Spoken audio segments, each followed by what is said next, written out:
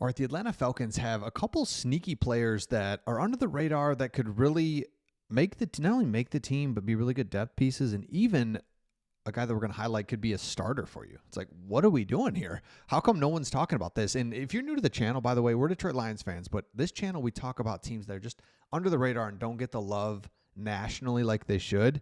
And the Atlanta Falcons are a team that we are really interested in, and we just don't think people are talking about you enough. You're in the South. The division is manageable. You've improved your pass rush. You've got playmakers on offense. You've got your quarterback now with a full off season where it's like, all right, let's see what you got here. Because it feels like those playmakers on offense, it's time. It feels like your quarterback, enough distractions. You're going with Penix. Let's do this. Defense is much improved. Okay, here's a couple names, and then I'll get to the name. You got Simeon Barrow Jr., who's a defensive tackle, all ACC defensive tackle from Miami. He's an undrafted free agent. You got Nathan Carter, who's a running back, undrafted free agent, could be a good third down special teams guy. He went from UConn to Michigan State. Both those programs suck, and so he just didn't hear about him, but he's flashing. These guys are all just kind of flashing in OTAs that you're like, they could make the team and help us. And then the last one is three-time second team all Pac-12 at Oregon State, Joshua Gray, offensive guard. Guards and defensive tackles, that's what you need. Like, right? It's like, come on. The guy that's just nobody's talking about, they were, but then we've kind of faded on it, is Kobe Bryant.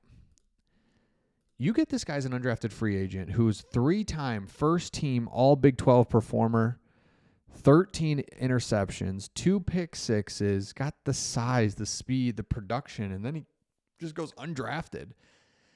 And you just swoop in and grab him.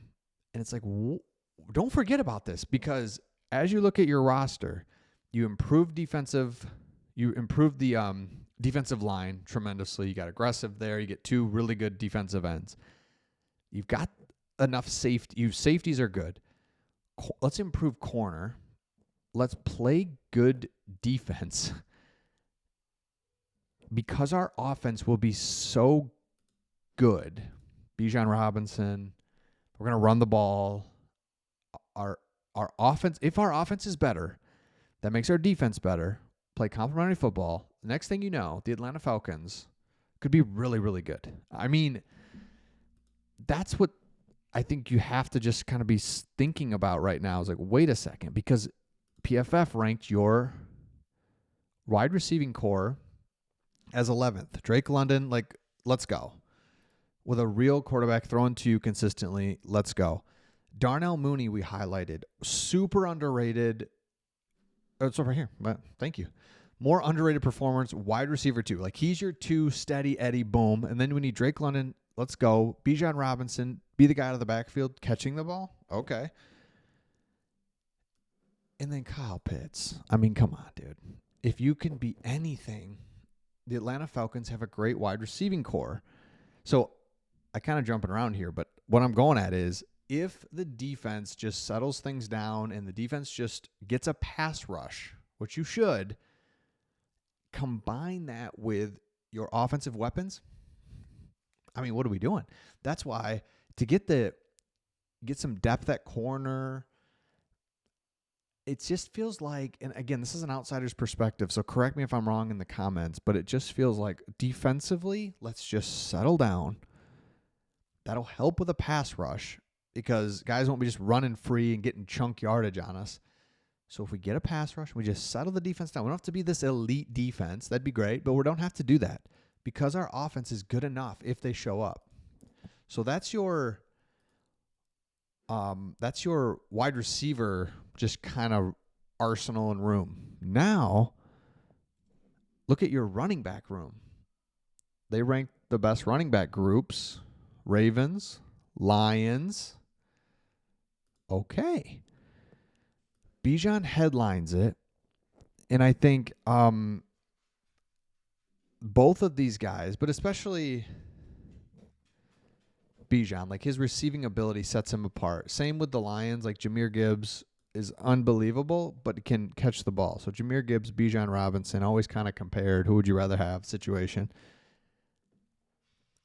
So offensive weapons are there. So it's like, oh, do we have a quarterback? That's kind of the question.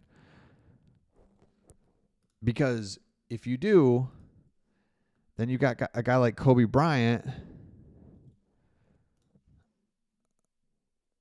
here he is in just, I don't even know what this is. Lock and little jam, little pull, love it, physical. You got Kobe Bryant doing his thing. So what you do then, you take that and you kind of play that out in the division where you're like, Panthers not afraid of you, Saints not afraid of you. There's two teams that, okay.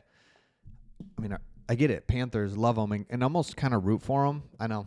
You know what I'm saying? Like, just because it's like, oh, Bryce Young, you're actually like, oh, come on, you're not terrible. Just be somebody. And then the Buccaneers, it's like, you and the Bucs, do your thing that you've been doing these last few years where it's like Atlanta, Buck, and you just, nobody's able to pull away. And then every time you pull away, you lose 2 in a row. And then it's like, okay, let's just win 4 in a row at one point. And let's just do it like that.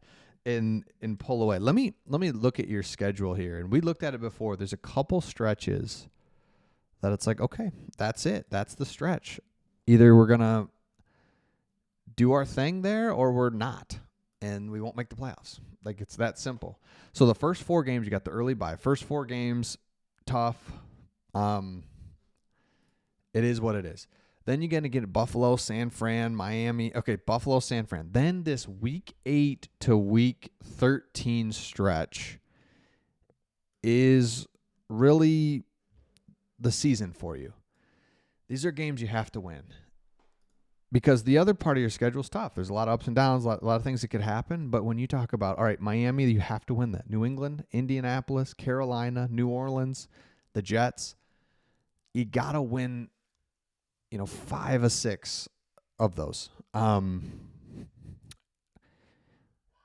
then you win the division. And but that's it. So again, let me know your thoughts in the comments. Again, if you're new, we're Detroit Lions fans, but the Atlanta Falcons, we're just interested in them, watching them, how they're developed. I think don't worry about the Kirk Cousins thing. What I mean, and I don't think you're worried about it, but just like the money or whatever. It's like, okay, move on. We got the quarterback. This is why we draft Penix. Cousins thought you could kind of settle us in. It kind of worked. It kind of didn't. Almost went to what you wanted, right? Penix, we weren't sure. We just didn't know if you'd be ready right away. Wish maybe you were. We didn't know it, but it doesn't matter. You're in. You're our guy. Let's do it. Perfect.